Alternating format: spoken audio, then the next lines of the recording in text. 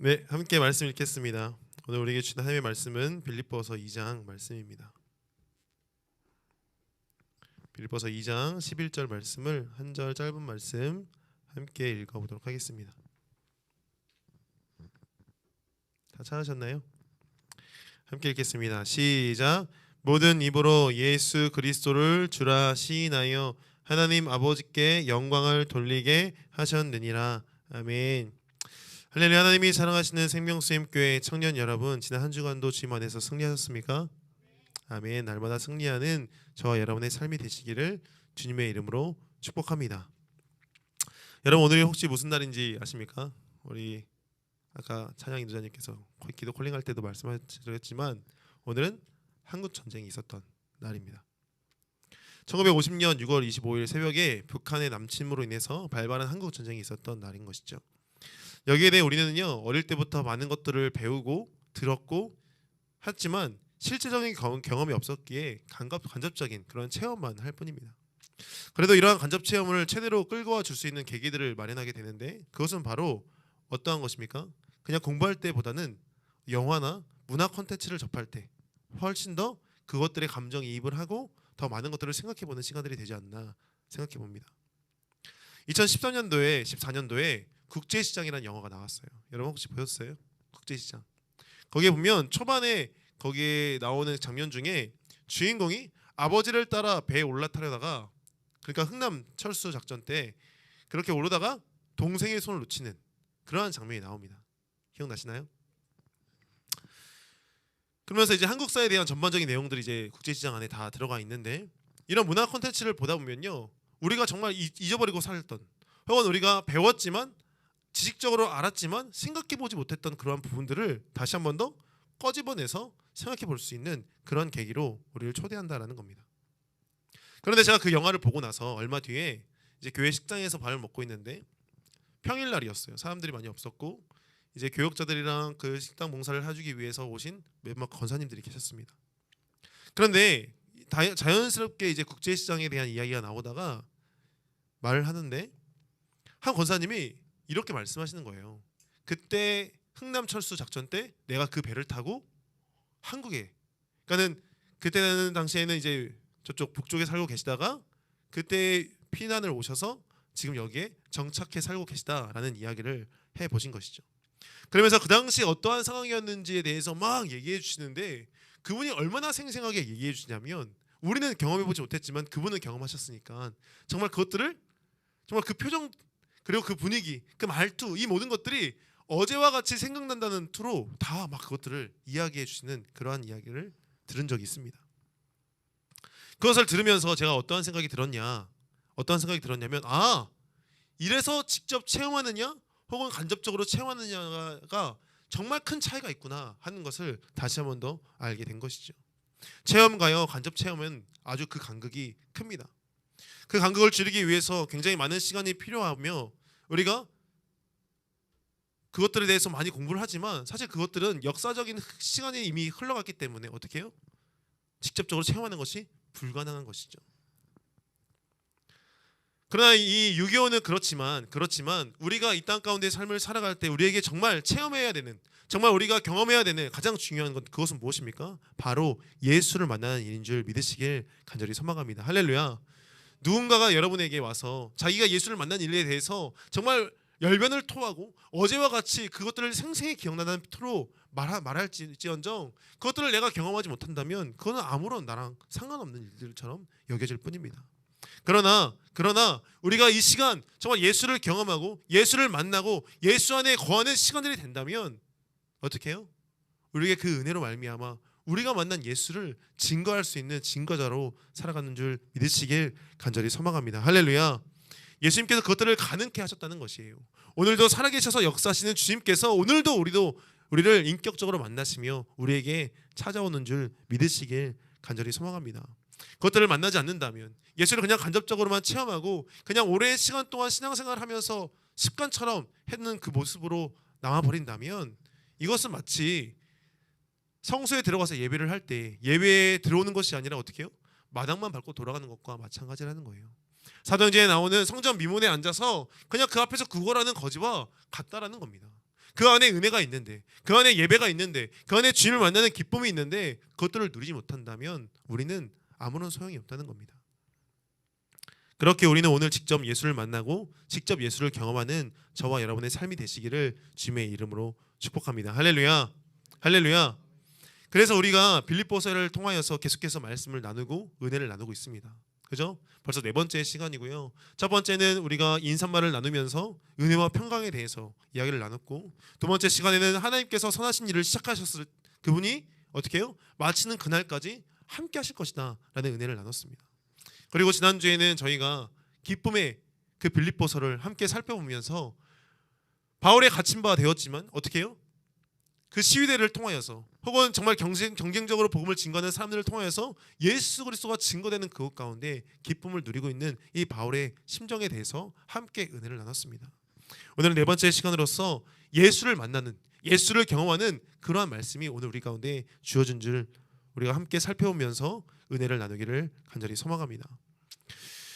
바울은요, 그가 사랑하는 빌립보 교회에게 오늘의 본문의 말씀을 허락하면서 나왔습니다. 근데 이 본문의 말씀은요, 굉장히 성경에서 중요한 말씀이며 핵심 중에 하나의 말씀이라고 꼽을 수 있는 말씀입니다. 그렇기 때문에 오늘 우리는 이 말씀을 통해서 예수를 만나고 경험해야 한다는 것이죠. 그가 사랑하는 빌립보 교회에게 예수 그리스도에 대해서 다시 언급하면서 바울은요, 이 말씀을 예수를 핵심적으로 축약해서 정말 예수를 잘 나타낼 수 있는 말씀이 오늘 본문에 등장하고 있는데, 이 5절의 말씀에 보니까 그 중심된 말씀을 오늘 우리에게 허락하고 있다는 거예요. 그래서 바울이 하고자 하는 말이 무엇인가? 바울이 정말 그가 열심히 사역하면서 그가 진정으로 원하는 마음이 무엇인가? 그것은 무엇이냐면요, 바로 5절 말씀인 너희 안에 이 마음을 품으라 곧 그리스도 예수의 마음이니 라는 이 말씀이 바울의 핵심적인 중심 사상이었다는 겁니다. 그러면 예수 그리스도의 마음을 품으라고 하는데 이 마음을 품는다는 것은 무엇일까요? 품는다는 것은요, 헬라어로 프로네오라는 단어를 씁니다.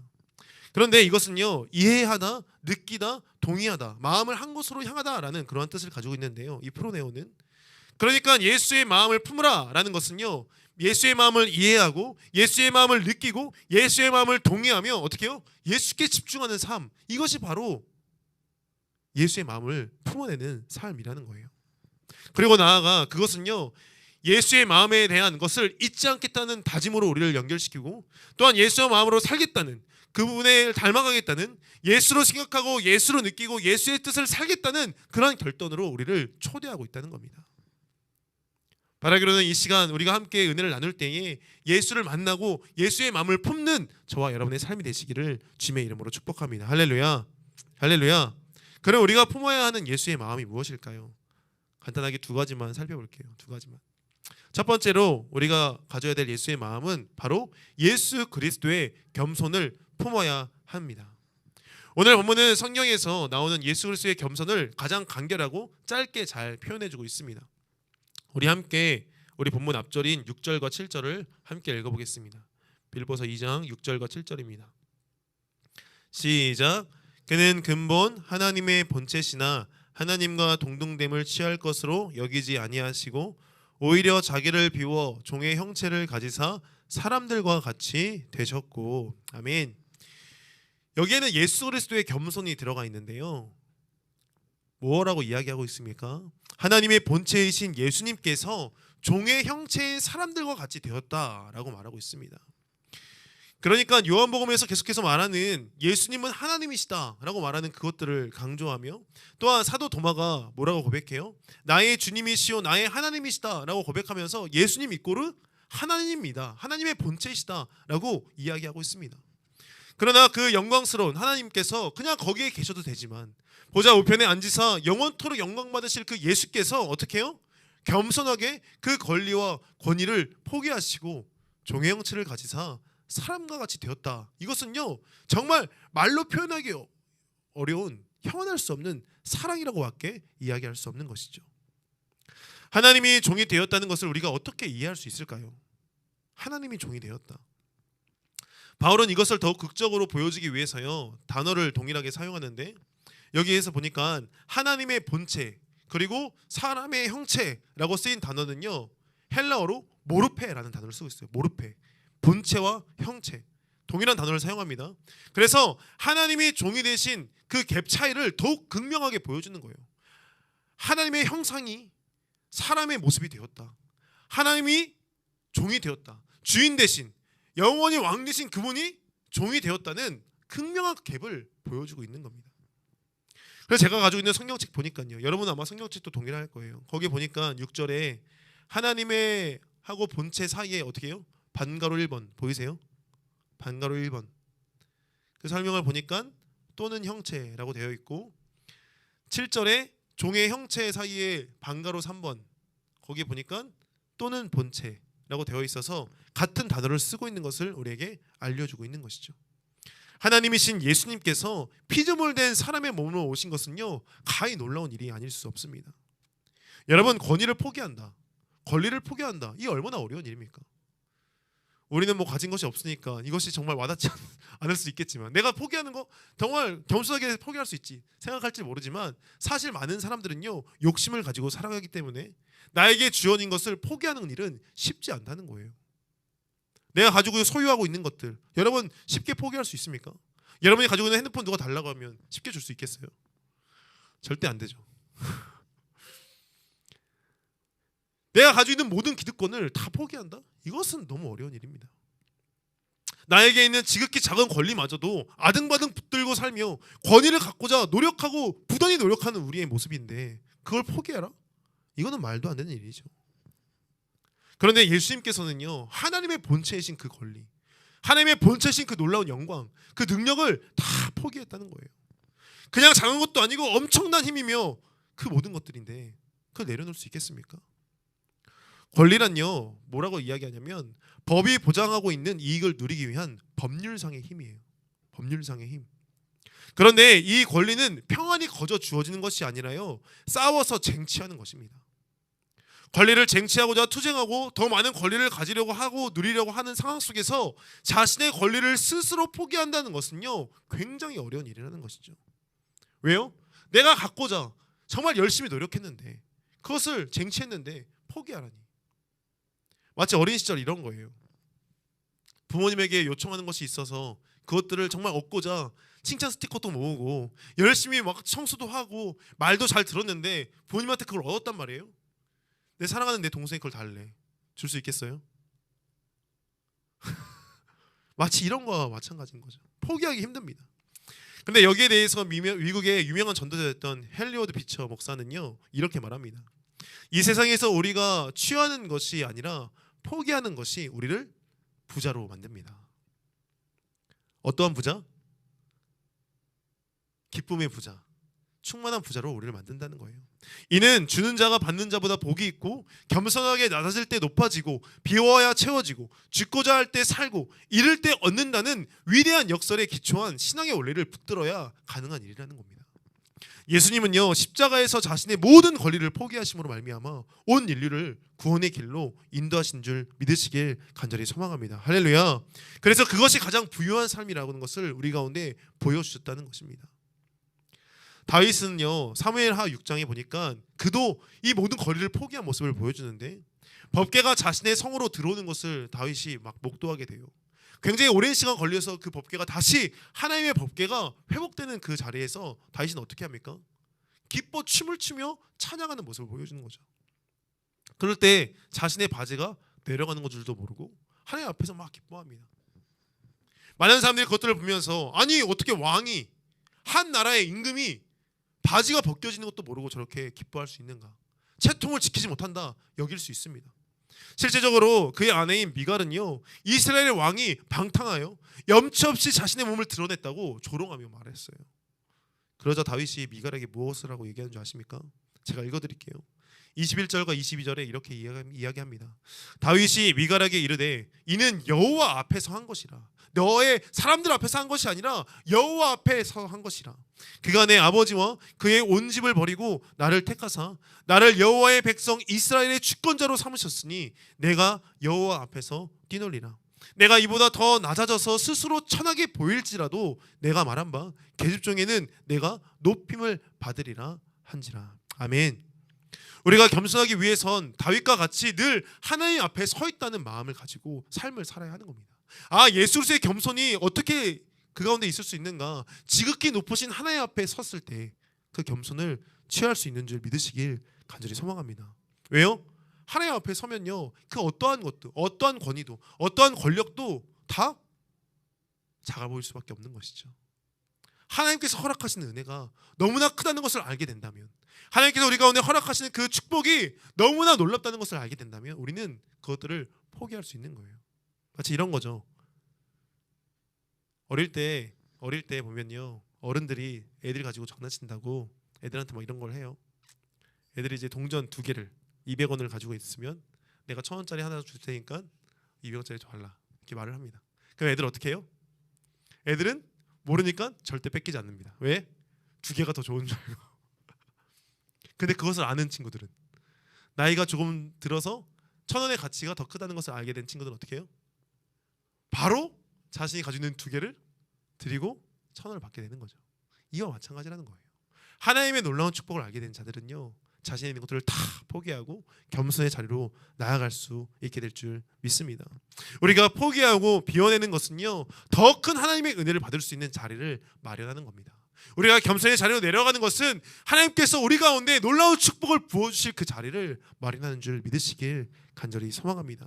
예수 그리스도의 겸손을 닮아 더욱 겸손하고 교만을 버리고 나아갈 때 우리와 함께 일하시는 하나님의 도우심으로 말미암아 나아가는 줄 믿으시길, 축복받는 줄 믿으시길 간절히 소망합니다. 언제나 겸손의 자리에 서 있는 저와 여러분 되시기를 주님의 이름으로 축복합니다. 두 번째, 우리가 품어야 할 예수 그리스도의 마음은요, 두 번째로 바로 그리스도의 순종의 마음입니다. 순종의 마음. 우리 8절 함께 읽어볼까요? 8절, 본문 8절 함께 읽어보겠습니다. 시작.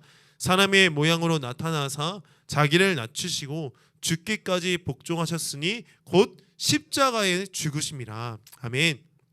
여기에 보면요, 예수님의 순종에 대해 그 수준을 보여주고 있는데, 순종이라는 단어를 들었을 때는요, 이것에 대해 거부감이 느껴질 수 있어요. 왜? 이 순종이라는 단어가 가지고 있는 힘이 무엇입니까? 내 뜻이 아니더라도 그분의 뜻대로 하겠다는 의지, 그것이 순종의 단어에 가지고 있는 힘 아니에요?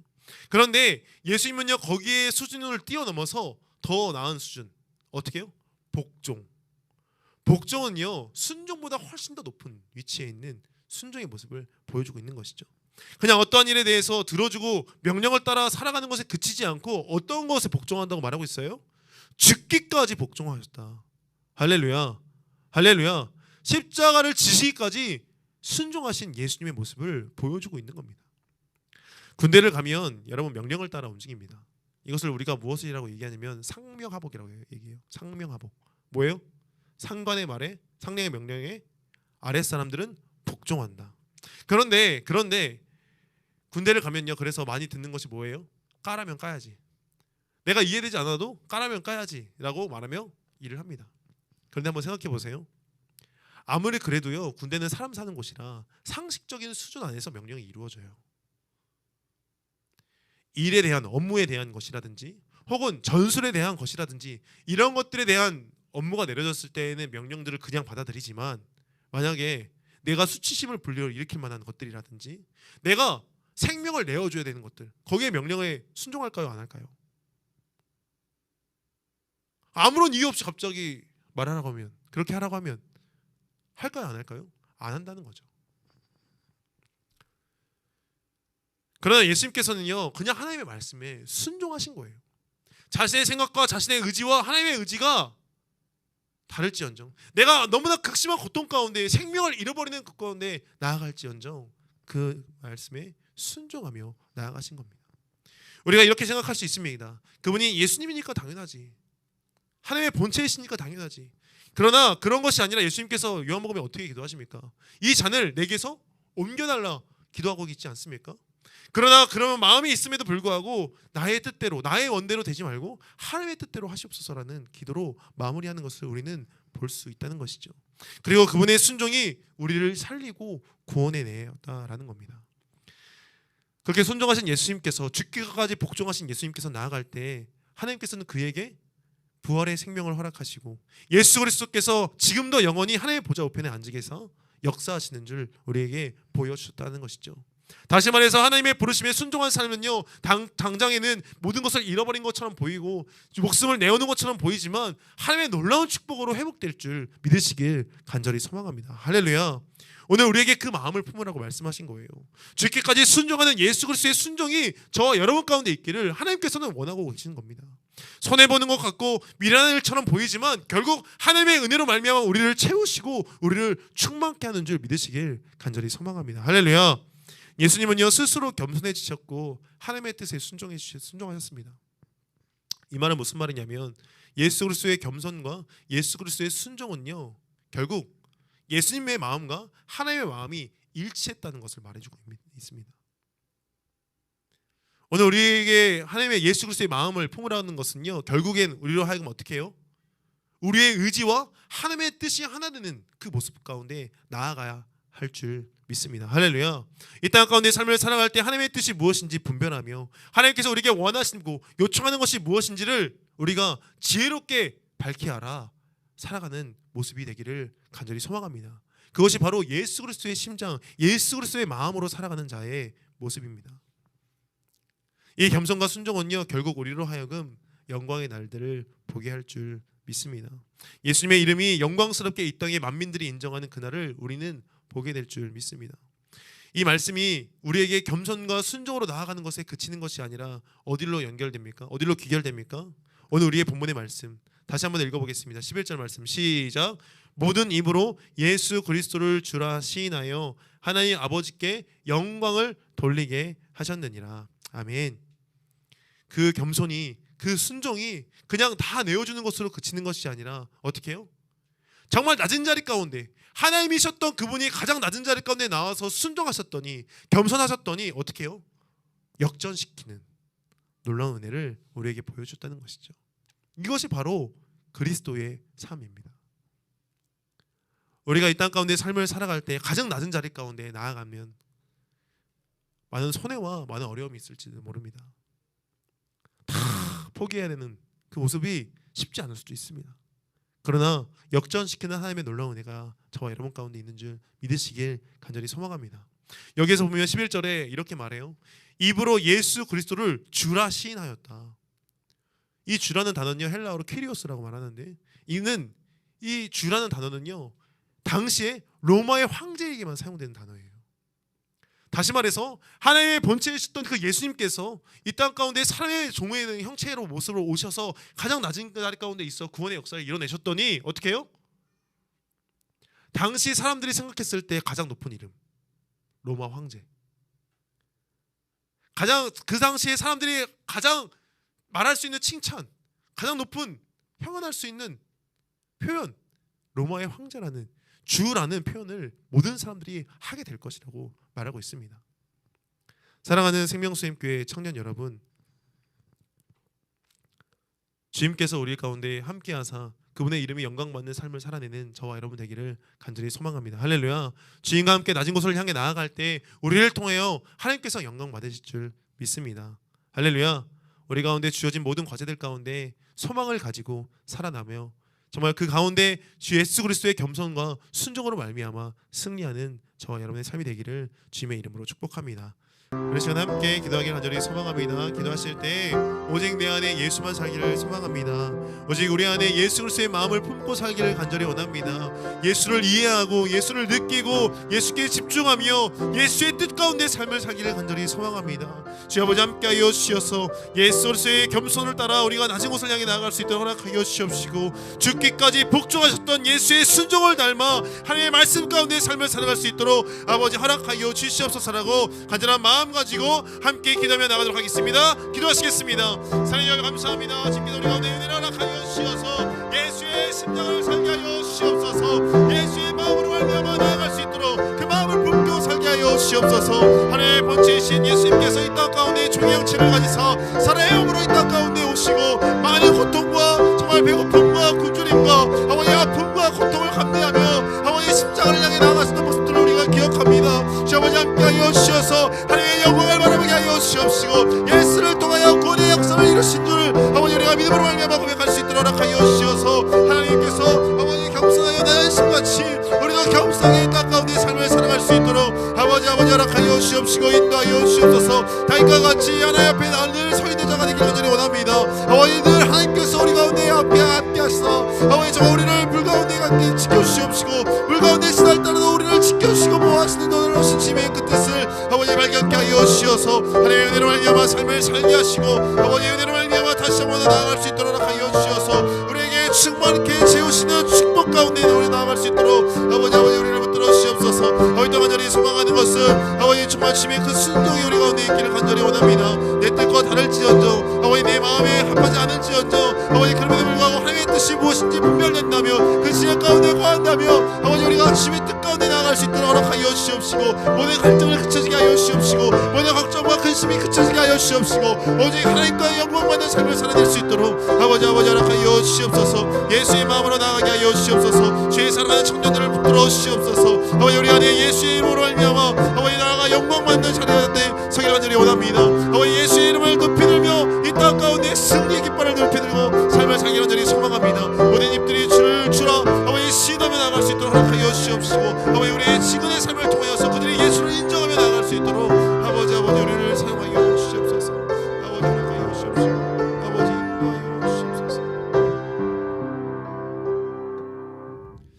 사랑의 주님 감사합니다. 주님께서 우리 가운데 은혜를 허락하여 주시어서 우리가 다시 한 번 더 예수의 이름을 붙들게 하심에 너무나 감사드립니다.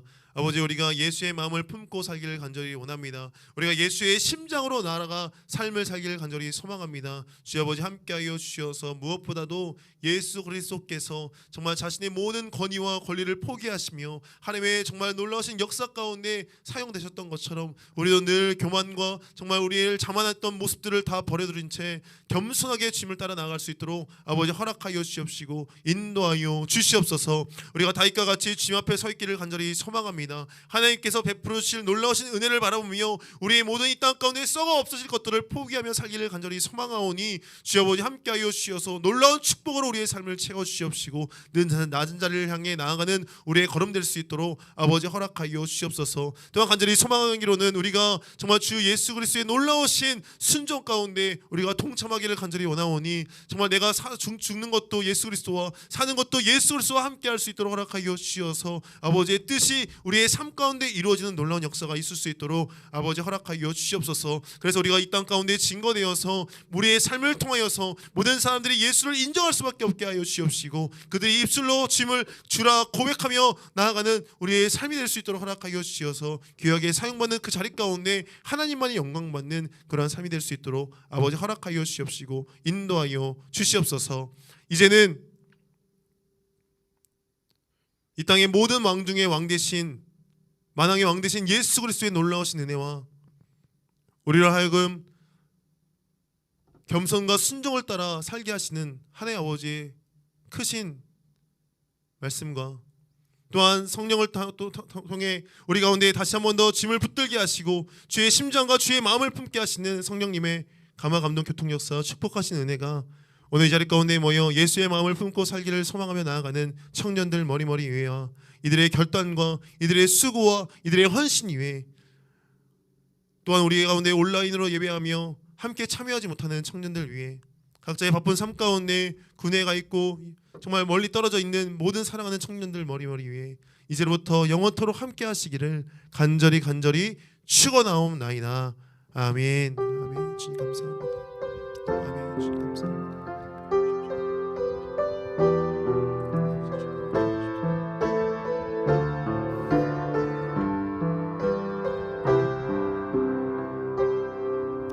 하나님께 영광의 박수 올리도록 하겠습니다.